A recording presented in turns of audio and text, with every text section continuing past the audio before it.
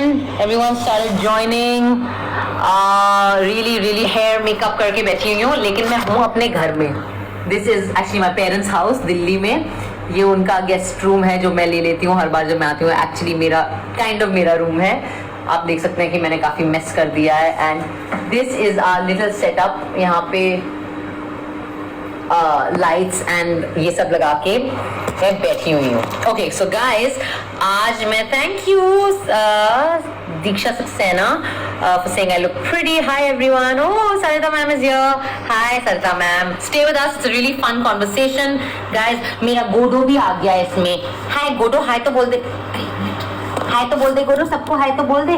Guys, this is गोडो. Gadi, say hi Bengali. Say hi. Guru is here as well. Okay, guys. So we're here today to talk about human trafficking.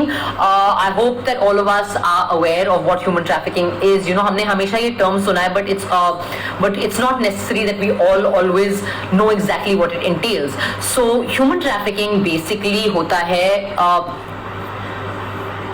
trade in human beings. Literally that इंसानों का खरीद फरोख्त जो होता है उसे रफली speaking human trafficking कहा जाता है. ये एक इंटरनेशनल बिजनेस है जिसने 2014 में एक साल में के रिपोर्ट्स के अकॉर्डिंग, इंटरनेशनल लेबर ऑर्गेनाइजेशन के रिपोर्ट्स के अकॉर्डिंग $150 बिलियन प्रॉफिट में कमाया था इस ट्रेड ने.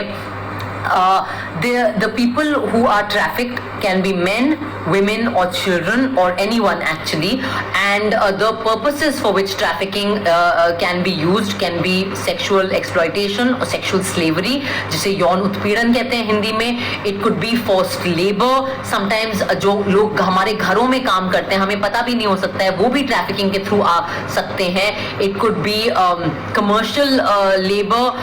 It could be bonded labor, which means that people don't have the freedom to actually decide the kind of labor that they are going to participate in. It could also be human trafficking also happens for illegal organ trade, which means kidney transplants or other kinds of body transplants. So today we are going to be joined by a very special person जिनका काम है rescue करना ऐसे लोगों को. मतलब that's not only her काम, लेकिन a big part of what she has taken upon herself has been to actually rescue children, girls, people who have been trafficked, and she's been doing some amazing work for the last 5 years since she became the chairperson of the Delhi State Commission for Women in 2015. She's the youngest chairperson of the Delhi State Commission for Women. I'm talking about Swati Maliwal ji, and I'm going to invite her, so just bear with me guys. Hi everyone.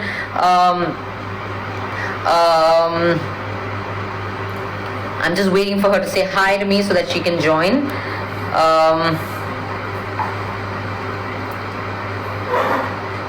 Hi you guys. There's 52 people want to be in my live video. Should I say hi to you all?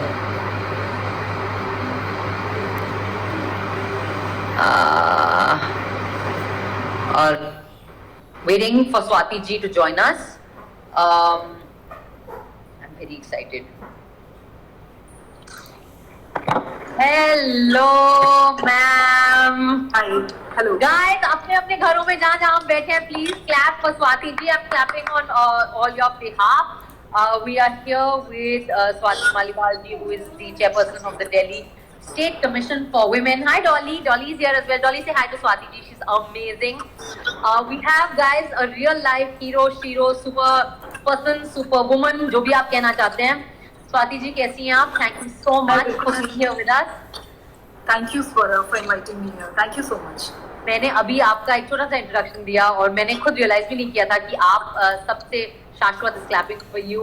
Lots of people are here, very excited to be here. मुझे काफी सारे messages आए हैं लोगों के, बहुत सारे सवाल हैं आपके लिए. मुझे पता नहीं था कि आप यंगेस्ट चेयरपर्सन हैं दिल्ली प्रदेश महिला आयोग की. So big congratulations for that, and of course we can see all the energy and the dynamism of your youth and your young age, because you are relentlessly on the ground doing amazing rescue efforts. So let's start first of all, of course some of us. Hi Ridhima. Ma'am, the producer of Flesh, my web series, and head of Eros is here, Nima Lulla. She's also joined in. So why don't you just start telling us a little bit about your journey and how you came? आपकी ये life का तो हमें पता है, इसके पहले आपकी लाइफ कैसी थी, क्या थी आपकी लाइफ, ये बताइए आप हमें. मैं एक इंजीनियर हूँ and I completed my computer science engineering and after that I got a job. और जॉब मिलने के बाद मुझे ऐसा लगा कि अगर मैं सिर्फ एक एमएनसी में जाके कंप्यूटर के सामने बैठ जाऊंगी तो शायद मैं अपने देश को बहुत अच्छे से समझ नहीं पाऊंगी. तो उसके बाद मैंने अपनी जॉब छोड़ी and I started working on the grass roots. अलग अलग एनजीओज में काम करा, ग्राउंड पे काम किया, झुग्गियों में रही, गाँव में रही, पूरे देश में ट्रैवल किया, सूचना के अधिकार पे काम किया, राशन की लड़ाई लड़ी, महिलाओं की जो मुद्दे हैं वो ज़मीन पे रह के मैंने उठाए और 10 साल तक सिर्फ वॉलंटियर किया. और उसके बाद कुछ और एनजीओज में काम करा and then today I am here. 5 years back मुझे अरविंद केजरीवाल जी ने दिल्ली महिला आयोग में अपॉइंट किया था and like you rightly said मैं इस पूरे देश की यंगेस्ट विमेन कमिश्नर हूँ. तो जब मैं बनी भी थी तब मेरे को बहुत ज़्यादा लोगों ने बोला कि अरे शी इज टू यंग, ये क्या करेगी, कैसे करेगी, how will she handle it. Okay, one second. I'm sorry, I have to stop you right there. I know as an actress I'll never answer this question. लेकिन चूंकि आप एक क्रांतिकारी जुझारू एक्टिविस्ट हैं और चूंकि मैं चाहती हूँ कि आप इंस्पायर करें और लड़कियों और लड़कों को, आपकी एग्जैक्टली क्या एज है? आप हमें एक वेग भी बता सकते हैं, ऐसा कुछ नहीं है. No, I have no problems in sharing my age. When I became the DCW chief, I was 30. Today I'm 35. Guys, she was 30 and now she is 35. That is absolutely amazing. Sorry, please go on. Yeah, so when I became the DCW chief, there was this lot of talk कि ये बच्ची है, ये कैसे चलाएगी महिला आयोग. मुझे बोला गया कि आप महिला हो, विमेन हो और वो भी आप इतने यंग हो, तो how will you handle the entire thing?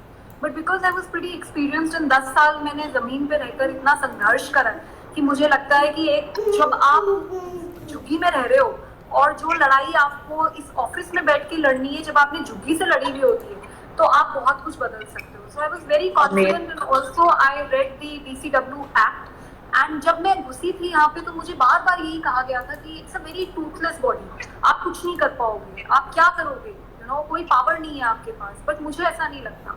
तो मैंने कानून पढ़ा और कानून मुझे ये भी शक्ति देता है कि अगर कोई मेरी बात नहीं मानता तो मैं उसे समन कर सकती हूँ, उसके खिलाफ अरेस्ट वारंट्स इशू कर सकती हूँ. बट अनफॉर्चुनेटली ये शक्तियाँ किसी को पता ही नहीं थी क्योंकि कभी किसी ने इस्तेमाल ही नहीं करी. इनफैक्ट जब मैं पहली बार आई यहाँ पे तो मैंने पुलिस कमिश्नर से डेटा मांगा, पूछा कि कितने ट्रैफिकिंग के केसेस हुए हैं, कितने रेप के केसेस हुए हैं, कितनी FIR करी है, उनमें से कितनों में कन्विक्शन हुआ है, कितनों में आप कन्विक्शन चार्जशीट भी नहीं फाइल कर पाए हो.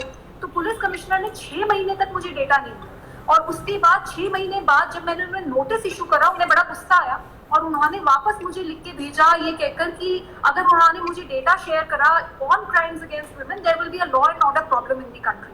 So obviously I was very upset because it's not as if that he is, you know, just saying that to me. He's saying that to an institution, that to a women.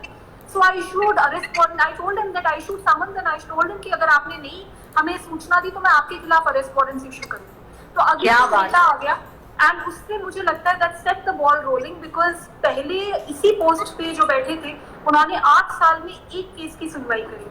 हमने 3 साल में 55,000 cases से ज्यादा की सुनवाई करी. Okay, one second. Let's say that again. 8 साल में एक केस की सुनवाई नहीं हुई थी. And guys, स्वाति जी ने 3 साल में 55,000. Is that right? Yeah, that's true. 55,000 cases की सुनवाई करी है. Swati ji, you have lots of fans here. आजाद वेद कह रहे हैं कि how about Swara plays the role of Swati ji, Swati ma'am in her biographical movie. I think that is a great idea. Swati ji की permission लेनी पड़ेगी. But that is really amazing. Ma'am, I just want to get a sense from you कि आप, because a lot of us don't necessarily understand जो महिला आयोग है, जो कमीशन फॉर वुमेन है दिल्ली स्टेट का, exactly क्या क्या आपके अंडर आ सकता है. And also because now we know 55,000 cases की सुनवाई, you know, 5 या 6 दिन पहले आपने, मैं पढ़ रही थी, मैं थोड़ा रिसर्च कर रही थी, आपने क्या रेस्क्यूज करे, आपने 2.5 महीने की बच्ची जिसको मल्टीपल टाइम्स बेचा गया था, उसके बाप ने उसे बेचा था और फिर कई लोगों ने बेचा था. आप लोगों ने पूरा 24 आवर्स से ज्यादा लगा के उस बच्ची को ट्रैक किया, ट्रेस किया और रेस्क्यू किया. Guys, 2.5 months old child was sold, girl child was sold, and Swati ji and her team rescued her. This is 6 days ago. So, what is a day in the life of Swati Maliwal? What does it look like? Typical day, मान लो जहाँ पे आप just give us a sense. और क्या काम exactly आपके under आता है in the commission? It's a very difficult day because when you wake up with actually the work that you did the last day, and you wake up with memories. And unfortunately जो memories हैं वो बहुत ज़्यादा अच्छी नहीं. वो memories हैं वो 2.5 महीने की बच्ची जिसको आपने रेस्क्यू तो कर लिया, लेकिन अब आगे उसके साथ क्या होगा आपका मन डरता है. और जब वो 2.5 महीने की बच्ची को आप देखते हो तो आप ये सोचते हो कि उसके साथ 5 बार उस बच्ची को अबैंडन करके बेचा गया. अगर आप उसे रेस्क्यू नहीं कर पाते तो आगे उसके साथ क्या होगा. या वो 8 महीने की बच्ची जिसके साथ इतनी ब्रूटली रेप करा गया कि उसको 3 ऑपरेशन करने पड़े तब जाके वो बच्ची की जिंदगी हम बचा पाए. या वो 12 साल